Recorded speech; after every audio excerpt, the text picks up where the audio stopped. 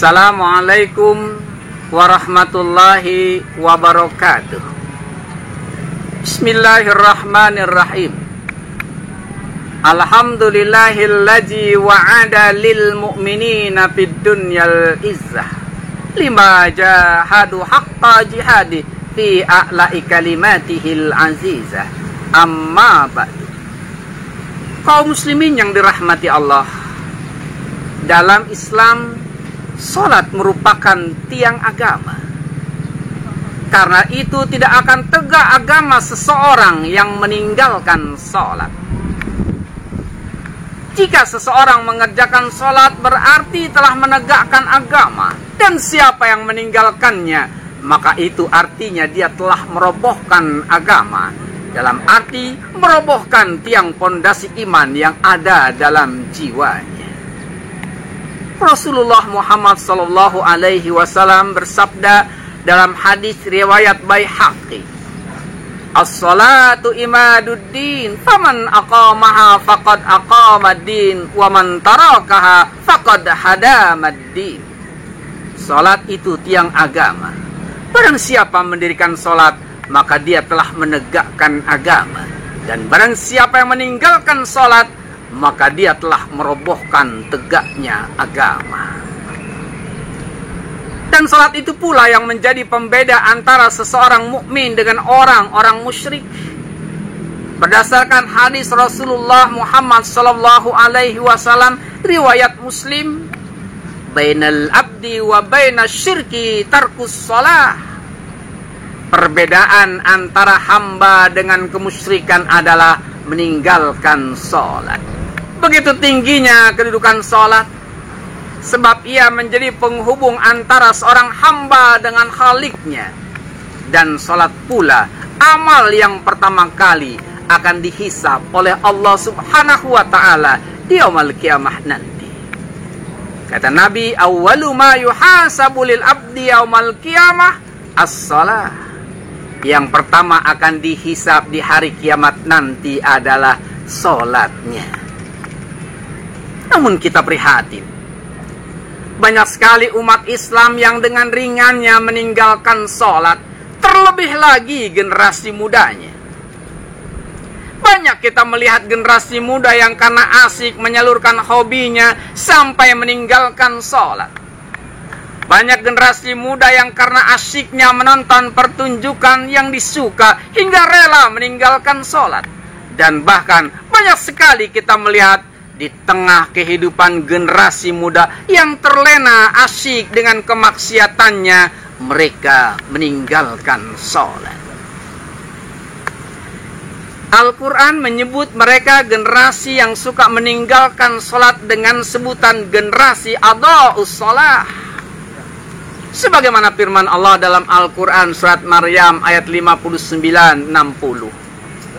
"Fakhalafa min ba'dihim khalfun adha'us shalah wattaba'us syahawat fasawfa yalqawna ghayya illa man taba wa amana wa amila salihan faulaika yadkhulunal jannah wa la yuzlamuna syai'a." Maka datanglah sesudah mereka pengganti atau generasi yang jelek yang menyia-nyiakan salat dan mempermainkan dan memperturutkan hawa nafsunya, maka mereka kelak akan menemui kesesatan. Kecuali orang-orang yang bertaubat, beriman dan beramal soleh, maka mereka itu akan masuk surga dan tidak dianiaya atau dirugikan sedikit pun. Ibnu Katsir menjelaskan, generasi yang adha'us shalah adalah generasi yang telah menyia-nyiakan salat. Maka pasti mereka lebih menyia-nyiakan kewajiban-kewajiban lainnya. Karena salat itu adalah tiang agama dan pilarnya. Dan sebaik-baik perbuatan hamba, ditambah lagi keburukan.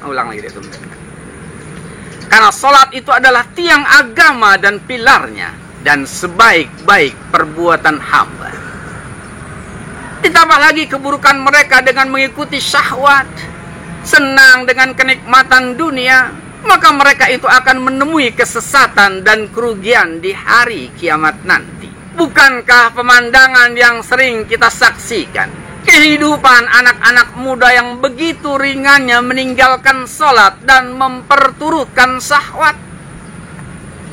Hanya karena menonton pertandingan sepak bola mereka tinggalkan sholat.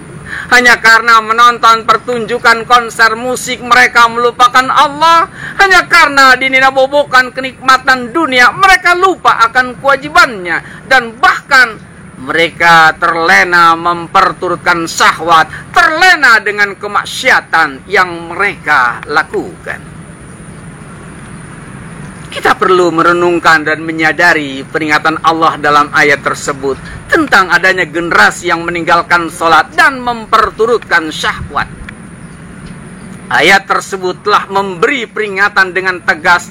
Niscaya kita sambut dengan semangat menanggulangi munculnya generasi yang menyia-nyiakan sholat dan bahkan mengumbar syahwat dalam bentuk amar ma'ruf nahi munkar secara konsekuen dan terus menerus.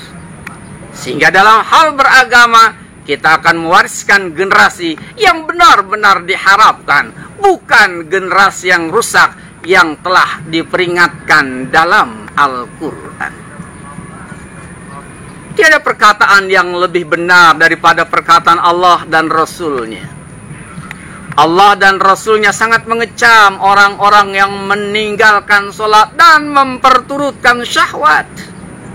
Maka marilah kita jaga diri kita dan generasi keturunan kita dari kebinasaan yang jelas-jelas telah diperingatkan oleh Allah dan Rasul-Nya Muhammad sallallahu alaihi wasallam.